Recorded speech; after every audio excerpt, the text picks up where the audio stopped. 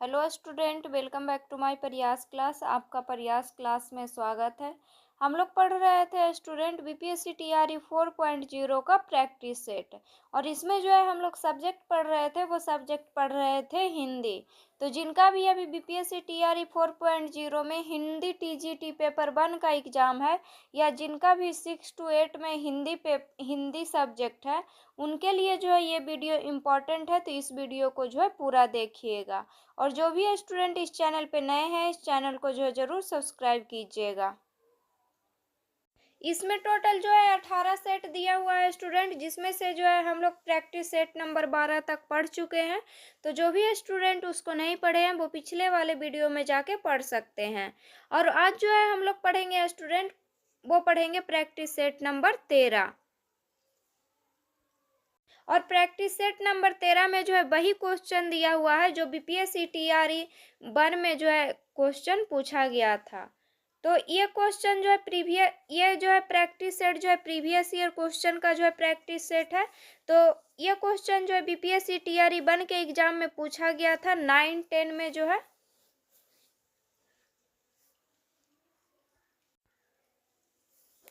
ये क्वेश्चन जो है 9 to 10 में जो है पूछा गया था स्टूडेंट बीपीएससी टीआरई 1 में। तो आज का जो है हम लोग का जो है आज जो है हम लोग क्वेश्चन पढ़ेंगे स्टूडेंट, वो बीपीएससी का जो है प्रीवियस ईयर क्वेश्चन पढ़ेंगे, बीपीएससी टीचर का। तो आज का जो है हम लोग का फर्स्ट क्वेश्चन है, राजस्थानी भाषा का उद्भव अपभ्रंश के किस क्षेत्रीय रूप से हुआ है। तो राजस्थानी भाषा का उद्भव अपभ्रंश के किस क्षेत्रीय रूप से हुआ है। तो ये हुआ है सौरसेनी अपभ्रंश से। तो इसका आंसर हो जाएगा option number B. Question number 2, राजभाषा आयोग के प्रथम अध्यक्ष कौन थे। तो राजभाषा आयोग के प्रथम अध्यक्ष थे बीजी खेर। तो इसका आंसर हो जाएगा ऑप्शन नंबर सी। और राजभाषा आयोग का जो है गठन कब हुआ था। तो राजभाषा आयोग का गठन हुआ था 7 जून 1955 को। कब हुआ था। तो 7 जून 1955 को जो है राजभाषा आयोग का गठन हुआ था। और किनकी अध्यक्षता में हुआ था। तो बाल गंगाधर खेर की अध्यक्षता में जो है राजभाषा आयोग का गठन हुआ था। और इस आयोग में जो है कितने सदस्य थे। तो इस आयोग में जो है 22 सदस्य थे। क्वेश्चन नंबर 3, निम्नलिखित में से कौन सी बोली पश्चिमी हिंदी की नहीं है। तो कौन सी बोली जो है पश्चिमी हिंदी की नहीं है। तो फर्स्ट ऑप्शन में दिया हुआ है ब्रिज भाषा, सेकंड ऑप्शन में दिया हुआ है बांगरू, थर्ड ऑप्शन में दिया हुआ है कन्नौजी, फोर्थ ऑप्शन में दिया हुआ है उपयुक्त में से एक से अधिक, और फिफ्थ ऑप्शन में दिया हुआ है उपयुक्त में से कोई नहीं। तो कौन सी बोली जो है पश्चिमी हिंदी का नहीं है। इसमें जो है सभी बोली जो है पश्चिमी हिंदी का है। तो इसका आंसर हो जाएगा ऑप्शन नंबर ई, उपयुक्त में से कोई नहीं। क्वेश्चन नंबर 4, निम्नलिखित में से कौन सा क्षेत्र खड़ी बोली का नहीं है। तो कौन सा क्षेत्र जो है खड़ी बोली का नहीं है। तो फर्स्ट ऑप्शन में दिया हुआ है सहारनपुर, सेकंड ऑप्शन में दिया हुआ है मुरादाबाद, थर्ड ऑप्शन में दिया हुआ है बरेली, फोर्थ ऑप्शन में दिया हुआ है उपयुक्त में से एक से अधिक, और फिफ्थ ऑप्शन में दिया हुआ है उपयुक्त में से कोई नहीं। तो कौन सा क्षेत्र जो है खड़ी बोली का नहीं है। तो बरेली जो है खड़ी बोली का क्षेत्र नहीं है। तो इसका आंसर हो जाएगा option number C. Question number 5, निम्नलिखित बोलियों को उनके क्षेत्र के साथ सुमेलित कीजिए तथा सही कूट का चयन कीजिए। एक तरफ जो है बोली दिया हुआ है और एक तरफ जो है क्षेत्र दिया हुआ है, और इसको मिलान करना है। तो फर्स्ट में दिया हुआ है अवधि। अवधी बोली जो है इलाहाबाद क्षेत्र में जो है बोला जाता है। नेक्स्ट है बुंदेली। बुंदेली बोली जो है झांसी में जो है बोला जाता है। नेक्स्ट है ब्रिज भाषा। ब्रिज भाषा जो है मथुरा में बोला जाता है। नेक्स्ट है छत्तीसगढ़ी। छत्तीसगढ़ी जो है बिलासपुर में बोला जाता है। तो फर्स्ट का जो है हो गया 3, सेकंड का 1, थर्ड का 4 और फोर्थ का 2। तो 3, 1, 4, 2। तो ये जो है कोई भी ऑप्शन में नहीं दिया हुआ है। तो इसका आंसर हो जाएगा ऑप्शन नंबर ई, उपयुक्त में से कोई नहीं। क्वेश्चन नंबर 6, हिंदी भाषा के विकास के लिए विशेष निर्देश भारत के संविधान के किस अनुच्छेद में है? तो हिंदी भाषा के विकास के लिए विशेष निर्देश भारत के जो है आर्टिकल 351 में है। तो इसका आंसर हो जाएगा option number A. Question number 7, अब तक की जानकारी के अनुसार हिंदी भाषा में हिंदी साहित्य के इतिहास लेखन का सबसे पहला प्रयास किस विद्वान का है? तो हिंदी भाषा में हिंदी साहित्य के इतिहास लेखन का सबसे पहला प्रयास जो है शिव सिंह सेंगर का है। तो इसका आंसर हो जाएगा option number B. Question number 8, चित्तवृत्तियों की परंपरा को परखते हुए साहित्य परंपरा के साथ सामंजस्य दिखाना ही साहित्य का इतिहास कहलाता है। यह विचार किस विद्वान का है? तो यह विचार जो है रामचंद्र शुक्ल का है। तो इसका आंसर हो जाएगा option number A. Question number 9, मिश्र बंधु द्वारा लिखित हिंदी नवरत्न में इनमें से किस कवि को स्थान नहीं मिला है? तो मिश्र बंधु द्वारा लिखित हिंदी नवरत्न में जो है किस कवि को स्थान जो है इसमें से नहीं मिला है? तो फर्स्ट ऑप्शन में दिया हुआ है गोस्वामी तुलसीदास, सेकंड ऑप्शन में दिया हुआ है सूरदास, थर्ड ऑप्शन में दिया हुआ है मलिक मोहम्मद जायसी, फोर्थ ऑप्शन में दिया हुआ है उपयुक्त में से एक से अधिक, और फिफ्थ ऑप्शन में दिया हुआ है उपयुक्त में से कोई नहीं। तो हिंदी नवरत्न में जो है मलिक मोहम्मद जायसी का जो है स्थान नहीं मिला है कवि को। तो इसका आंसर हो जाएगा option number C. Question number 10, Pandit Vishwanath Prasad Mishra ने उत्तर मध्य काल को किस नाम से अभिहित किया है? तो पंडित विश्वनाथ मिश्र ने उत्तर मध्य काल को जो है सिंगार काल के नाम से अभिहित किया है। तो इसका आंसर हो जाएगा option number A. Question number 11, भारतीय पत्रकारिता का पितामह किसे माना जाता है? तो भारतीय पत्रकारिता का पितामह जो है जेम्स हिक्की को माना जाता है। तो इसका आंसर हो जाएगा option number A. Question number 12, तात्पर्य यह है कि छायावाद जिस आकांक्षा का परिणाम था उसका लक्ष्य केवल अभिव्यंजना की रोचक प्रणाली का विकास था। छायावाद के संबंध में यह विचार किस विद्वान का है? तो छायावाद के संबंध में जो है यह विचार जो है रामचंद्र शुक्ल का है।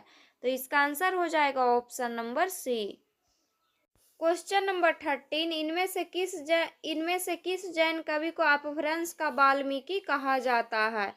तो स्वयंभू जैन कवि को जो है अपभ्रंश का वाल्मीकि कहा जाता है। तो इसका आंसर हो जाएगा option number B. Question number 14, निम्नलिखित दार्शनिक मतों को उनके प्रवर्तक आचार्यों के साथ सुमेलित कीजिए तथा सही कूट का चयन कीजिए। तो एक तरफ जो है दार्शनिक मत का नाम दिया हुआ है और एक तरफ जो है प्रवर्तक आचार्य का नाम दिया हुआ है और इसको जो है मिलान करना है।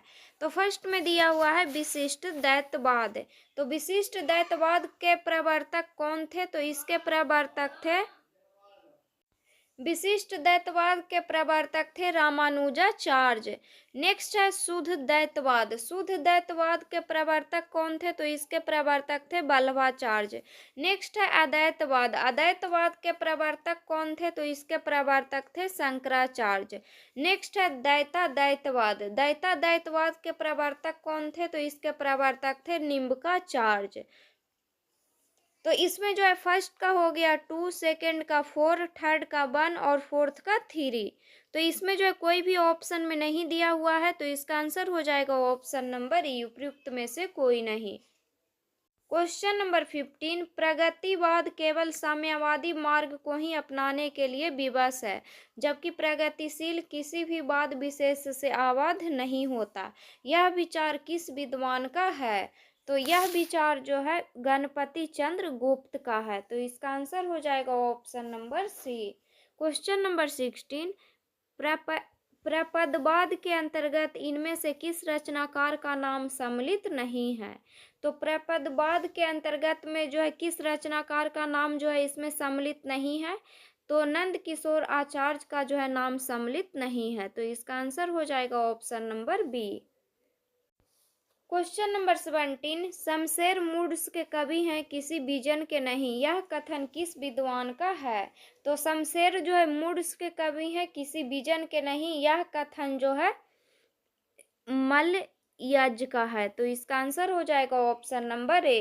क्वेश्चन नंबर 18, इनमें से कौन छायावादी कवि अपने रचना काल के अंतिम दौर में प्रगतिवाद के भौतिक दर्शन के साथ साथ अरविंद दर्शन से प्रभावित हुए? तो भौतिक दर्शन के साथ साथ अरविंद दर्शन से प्रभावित हुए थे सुमित्रानंदन पंत। तो इसका आंसर हो जाएगा option number B. Question number 19, भूली कहत नवरस सुकवि सकल मूल सिंगार, यह विचार रीति काल के किस आचार्य का है? तो यह विचार रीति काल का जो है कवि देव की है। तो कवि देव जो है ऑप्शन में नहीं दिया हुआ है, तो इसका आंसर हो जाएगा ऑप्शन नंबर ई। क्वेश्चन नंबर 20, इन आचार्यों में से अलंकारवादी आचार्य कौन है? तो अलंकारवादी आचार्य हैं केशव दास। तो इसका आंसर हो जाएगा option number C. Question number 21, निम्नलिखित कथनों स्थापना आ और तर्क बा पर विचार कीजिए और नीचे दिए गए कूट से सही विकल्प का चयन कीजिए। तो आ और बा जो है कथन दिया हुआ है, कथन और तर्क दिया हुआ है। तो आ दिया हुआ है, पाश्चात्य समीक्षा शास्त्र से परिचित होने के बाद हिंदी आलोचना का स्वरूप बदला है। अब कृति की मूल प्रवृत्तियां एवं शाश्वत तत्वों का विवेचन होने लगा है। और तर्क में दिया हुआ है, संस्कृत पद्धति पर आधारित आलोचना में केवल शास्त्रीय पक्ष को महत्व मिलता है, अतः कृति के समस्त गुण दोषों का उद्घाटन नहीं हो सकता। तो इसमें जो है आ और बा दोनों सही है, तो इसका आंसर हो जाएगा option number A.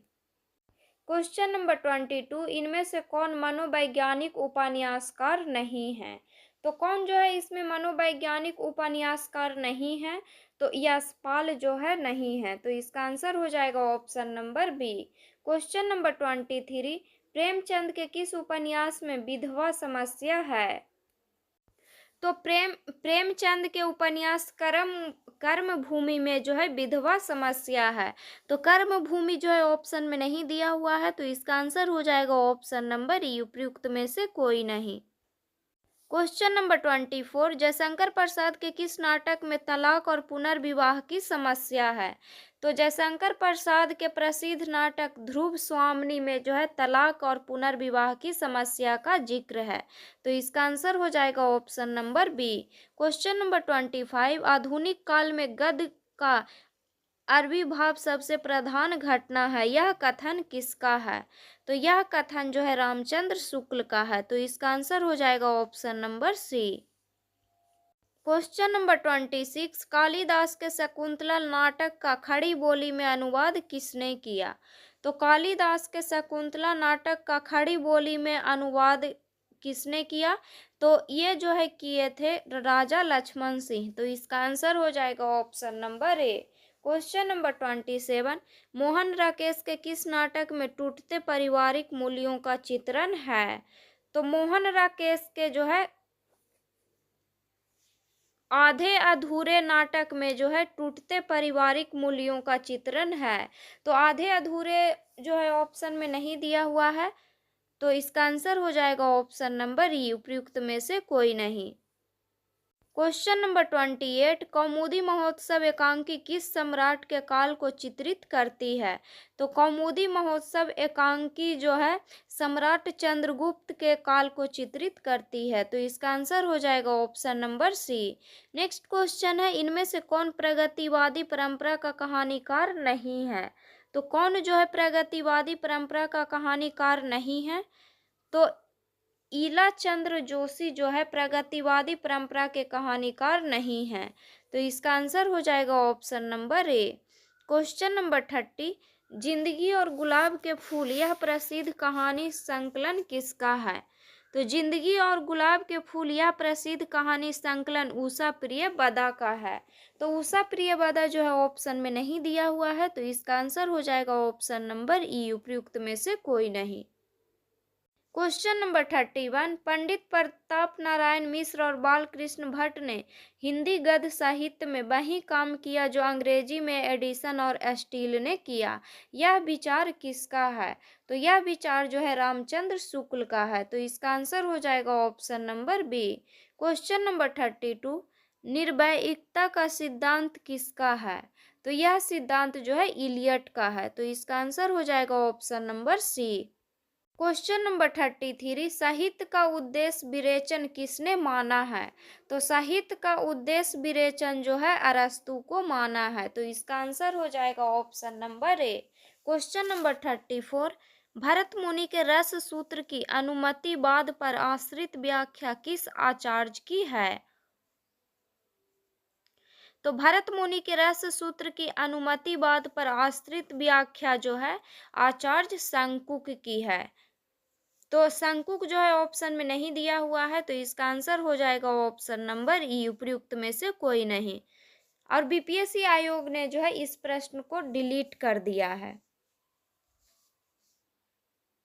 Question number 35, Sanskrit के किस आचार्य ने विशेषो गुणात्मा सूत्र के आधार पर रीति और गुण में अभेद माना है? तो संस्कृत के जो है आचार्य वामन ने जो है विशेषो गुणात्मा सूत्र के आधार पर रीति और गुण में अभेद माना है। तो आचार्य वामन जो है ऑप्शन में नहीं दिया हुआ है, तो इसका आंसर हो जाएगा ऑप्शन नंबर ई, उपयुक्त में से कोई नहीं। क्वेश्चन नंबर 36, डॉक्टर नवंबर सिंह को उनकी किस आलोचना कृति पर साहित्य अकादमी पुरस्कार मिला है? तो डॉक्टर नवंबर सिंह को उनकी आलोचना कृति कविता के प्रतिमान के लिए साहित्य अकादमी पुरस्कार मिला है। तो इसका आंसर हो जाएगा option number C. Question number 37, निम्नलिखित सूचियों को सुमेलित कीजिए तथा सही कूट का चयन कीजिए।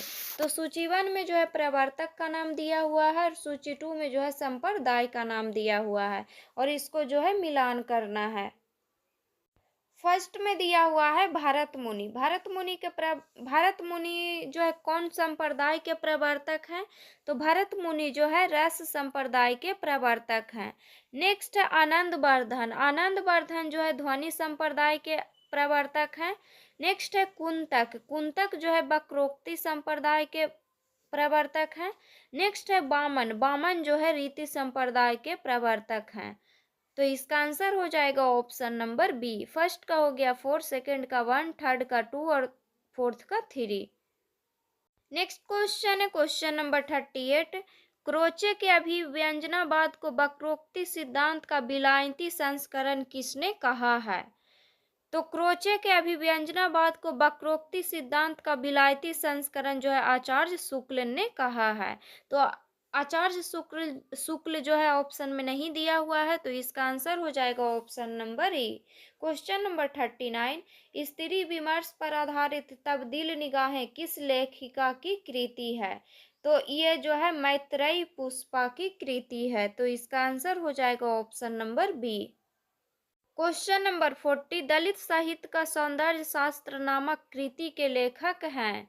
तो दलित साहित्य का सौंदर्य शास्त्र नामक कृति के लेखक कौन है? तो इसके लेखक हैं ओम प्रकाश वाल्मीकि। तो इसका आंसर हो जाएगा ऑप्शन नंबर बी।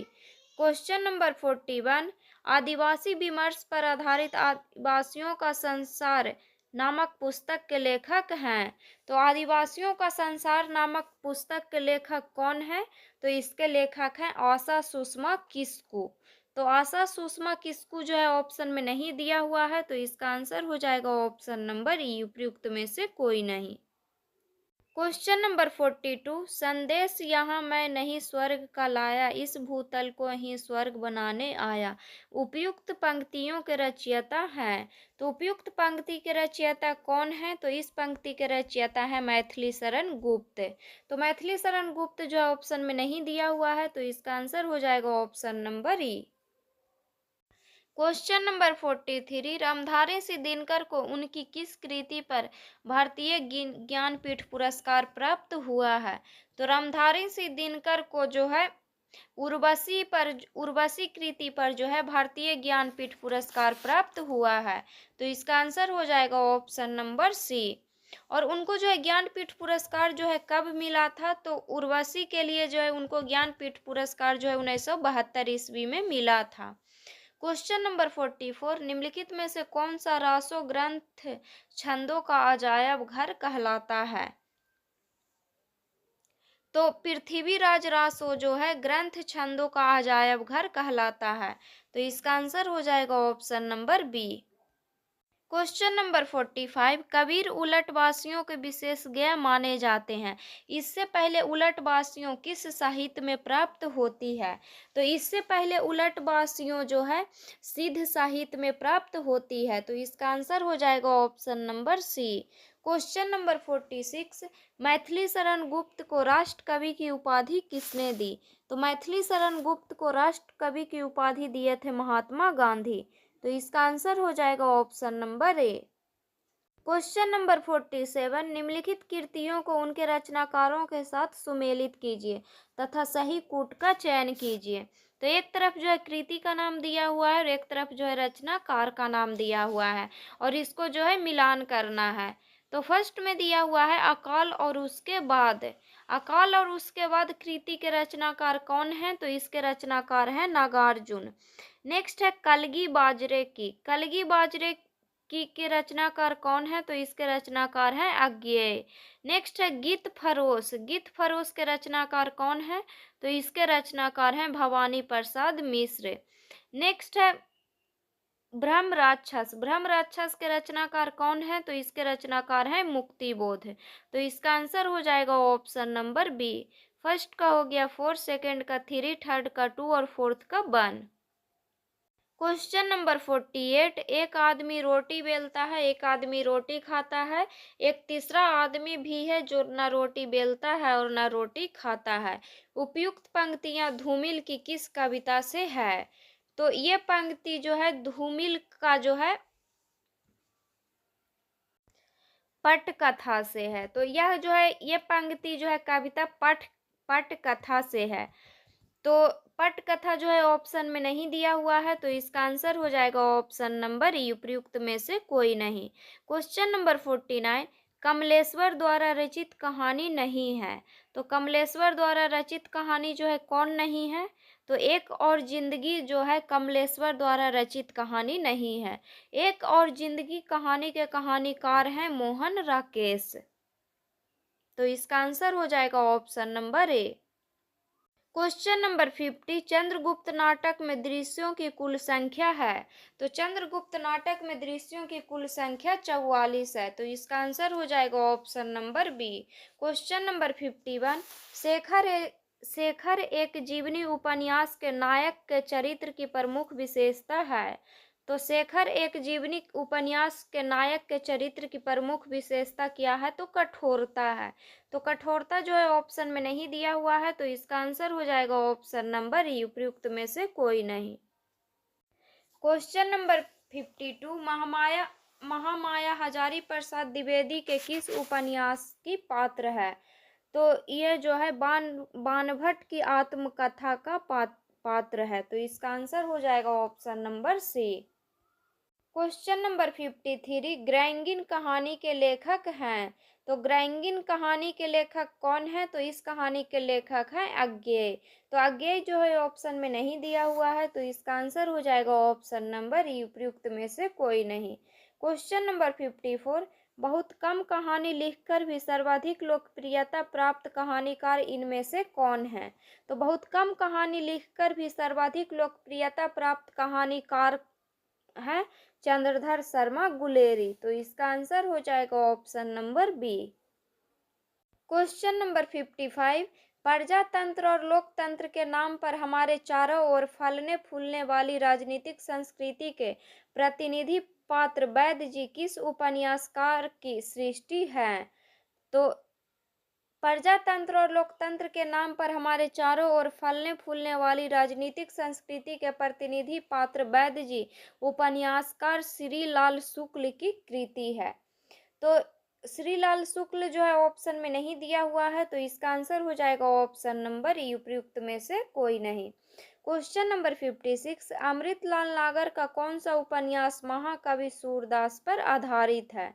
तो अमृतलाल नागर का उपन्यास खंजन नयन जो है महाकवि सूरदास पर आधारित है। तो इसका आंसर हो जाएगा option number B. Question number 57, जिसे संसार दुख कहता है वही कवि के लिए सुख है। धन और ऐश्वर्य, रूप और बल, विद्या और बुद्धि, ये विभूतियां चाहे संसार को कितना ही मोहित कर ले, कवि के लिए यहाँ जरा भी आकर्षण नहीं है। यह कथन गोदान के किस पात्र का है?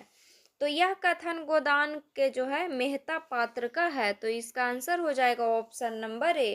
क्वेश्चन नंबर 58, देवसेना जयशंकर प्रसाद के किस नाटक की पात्र है? तो देवसेना जयशंकर प्रसाद के नाटक स्कंद गुप्त का पात्र है। तो इसका आंसर हो जाएगा option number C. Question number 59, लघु मानव की महत्ता को किसने प्रतिपादित किया? तो लघु मानव की महत्ता को जो है विजय देव नारायण शाही ने जो है प्रतिपादित किया। तो इसका आंसर हो जाएगा option number B. Question number 60, इनमें से किस लेखक के निबंध ललित निबंध विद्या के प्रस्थान बिंदु बने? तो इनमें से किस लेखक के निबंध ललित निबंध विद्या के प्रस्थान बिंदु बने? तो ये बने हैं हजारी प्रसाद द्विवेदी के। तो इसका आंसर हो जाएगा option number B. Next question दिया हुआ है स्टूडेंट, क्वेश्चन नंबर 61 से लेकर के 65 तक, और ये क्वेश्चन जो है गद्यांश से दिया हुआ है। तो पहले जो है हम लोग गद्यांश को पढ़ेंगे, उसके बाद जो है क्वेश्चन का आंसर जो है हम लोग गद्यांश से ही देंगे। तो राष्ट्रीयता के विकास के लिए भाषा एक महत्वपूर्ण तत्व है। भाषा ही एक ऐसा साधन है जिसके द्वारा मनुष्य और मानव समुदाय अपने भावों को एक दूसरे के सामने प्रकट करते हैं। जिस प्रकार पहाड़, नदी तथा समुद्र मनुष्य के आपस में मिलने जुलने में रुकावट पैदा करते हैं, वैसे ही भाषा की भिन्नता मनुष्यों में पारस्परिक संबंध स्थापित करने में बाधक होती है। मनुष्य के विभिन्न समुदायों के अपने अपने आदर्श, विचार और अपनी अपनी भावनाएं होती है, जिनकी अभिव्यक्ति भाषा द्वारा होती है। संगीत और साहित्य की अभिव्यक्ति का साधन भी भाषा ही है। भाषा एक ऐसा साधन है जिससे मनुष्य एक दूसरे के समीप आ जाते हैं, उनमें घनिष्ठता स्थापित हो जाती है। यही कारण है कि एक भाषा बोलने वाले लोग परस्पर सहानुभूति रखते हैं। राष्ट्रीयता की भावना के लिए भाषा तत्व परम आवश्यक है। क्वेश्चन नंबर 61, उपयुक्त गद्यांश का सर्वाधिक उपयुक्त शीर्षक क्या होगा? तो उपयुक्त गद्यांश का सर्वाधिक उपयुक्त शीर्षक होगा भाषा का महत्व। तो इसका आंसर हो जाएगा option number B. Question number 62, अभिव्यक्ति शब्द का अर्थ है। तो अभिव्यक्ति शब्द का क्या अर्थ है? तो इसका अर्थ है प्रकट करना। तो इसका आंसर हो जाएगा option number C. Question number 63, प्रकट का विलोम शब्द है। तो प्रकट का विलोम शब्द क्या होगा? तो इसका विलोम हो जाएगा गुप्त। क्वेश्चन नंबर 64, नदी का पर्यायवाची शब्द नहीं है। तो नदी का पर्यायवाची शब्द जो है इसमें कौन नहीं है? तो फर्स्ट ऑप्शन में दिया हुआ है तरंगनी, सेकंड ऑप्शन में दिया हुआ है ईला, थर्ड ऑप्शन में दिया हुआ है टटनी, फोर्थ ऑप्शन में दिया हुआ है उपयुक्त में से एक से अधिक, और फिफ्थ ऑप्शन में दिया हुआ है उपयुक्त में से कोई नहीं। तो नदी का पर्यायवाची शब्द जो है इसमें ईला नहीं है। तो इसका आंसर हो जाएगा ऑप्शन नंबर बी। ईला जो है पृथ्वी का पर्यायवाची शब्द है। क्वेश्चन नंबर 65, गद्यांश का आशय है। तो गद्यांश का क्या आशय है? तो इसका आशय है भाषा की समानता मनुष्यों को निकट लाती है। तो इसका आंसर हो जाएगा option number A. Question number 66, गुणवाचक विशेषण नहीं है। तो कौन जो है गुणवाचक विशेषण नहीं है? तो चौगुना जो है गुणवाचक विशेषण नहीं है। तो इसका आंसर हो जाएगा option number B. Question number 67, एक आंख से देखना मुहावरे का अर्थ है। तो एक आंख से देखना मुहावरे का अर्थ है बराबर मानना। तो इसका आंसर हो जाएगा option number A. Question number 68, किस शब्द में दीर्घ स्वर संधि नहीं है? तो कौन सा शब्द में जो है दीर्घ स्वर संधि नहीं है? तो महोत्सव में जो है दीर्घ स्वर संधि नहीं है। तो इसका आंसर हो जाएगा option number B. Question number 69, मैंने रमेश को मारा था। वाक्य में भूतकाल का कौन सा भेद है? तो वाक्य में जो है भूतकाल का जो है पूर्ण भूतकाल का भेद है। तो इसका आंसर हो जाएगा option number B. Question number 70, Manoj पुस्तक पढ़ता है वाक्य में वाच्य है। तो मनोज पुस्तक पढ़ता है वाक्य में कर्तरी वाच्य है। तो इसका आंसर हो जाएगा option number B. Question number 71, द्वंद्व समास का उदाहरण है। तो द्वंद्व समास का उदाहरण जो है इसमें कौन है? तो भूखा प्यासा है। तो इसका आंसर हो जाएगा option number B. Question number 72, शुद्ध वर्तनी है। तो इसमें जो है शुद्ध शब्द जो है कौन है? तो इसका आंसर हो जाएगा option number C. Question number 73, चट मंगनी पट ब्याह लोकोक्ति का अर्थ है। तो चट मंगनी पट ब्याह लोकोक्ति का अर्थ है तत्काल कार्य करना। तो इसका आंसर हो जाएगा option number C. Question number 74, अनल अनिल श्रुति सम भिन्नार्थक शब्दों का अर्थ है। तो अनल का अर्थ क्या होगा? तो अनल का जो है अर्थ होगा अग्नि और अनिल का अर्थ होगा वायु। तो इसका आंसर हो जाएगा option number A. Question number 75, बाग जाल का संधि विच्छेद होगा। तो बाग जाल का संधि विच्छेद क्या होगा? तो बाक जोड़ जाल। तो इसका आंसर हो जाएगा ऑप्शन नंबर बी।